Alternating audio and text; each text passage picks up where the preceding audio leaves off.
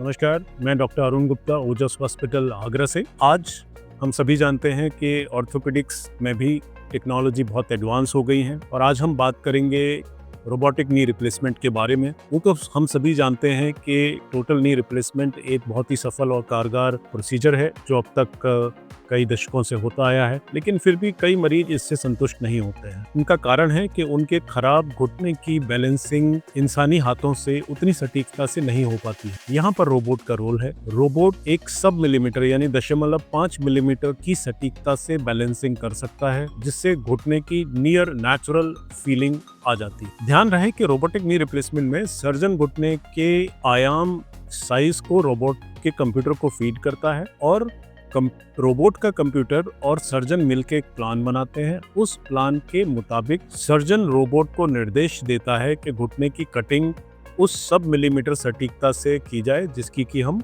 बात कर रहे हैं। जब बोन की कटिंग एकदम परफेक्ट होती है तो उस पर ये इम्प्लांट की फिटिंग एकदम परफेक्ट आती है और घुटने की जो नेचुरल फीलिंग है वो वापस आ जाती है। घुटने की लाइफ भी बढ़ जाती है। घुटने का जो अलाइनमेंट है वो भी सब मिलीमीटर परफेक्शन तक हो जाता है। अतः जैसे जैसे टेक्नोलॉजी का एडवांसमेंट होता है वैसे वैसे वही सर्जरी जो पहले भी एक सफल सर्जरी थी और सफलता के नए आयाम को छूने लगती है। रोबोटिक नी रिप्लेसमेंट में कुछ ट्रैकर्स लगते हैं जो जांघ की हड्डी पे और टांग की हड्डी पे लगते हैं, जो हमें 3D नी के बारे में बताते हैं कि घुटना किधर है और क्या है, और जिसकी वजह से थोड़े से कट, 1 या 2 छोटे छोटे कट ज़्यादा लगते हैं, लेकिन सटीकता में, ऑपरेशन की सटीकता में ज़मीन आसमान का अंतर आ जाता है, जिसकी वजह से कि ऑपरेशन के उपरांत घुटने की जो फीलिंग है वो नियर नेचुरल हो जाती है। तो रोबोटिक नी रिप्लेसमेंट आने वाले समय में लगभग, ऐसा अमेरिकन आर्थ्रोप्लास्टी एसोसिएशन के आंकड़े कहते हैं कि आने वाले समय में लगभग 70 से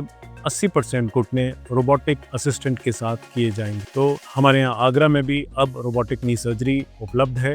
रोबोटिक नी सर्जरी से बारे में ये कहा जाता है कि दर्द कम होगा, खून का लॉस भी कम होगा।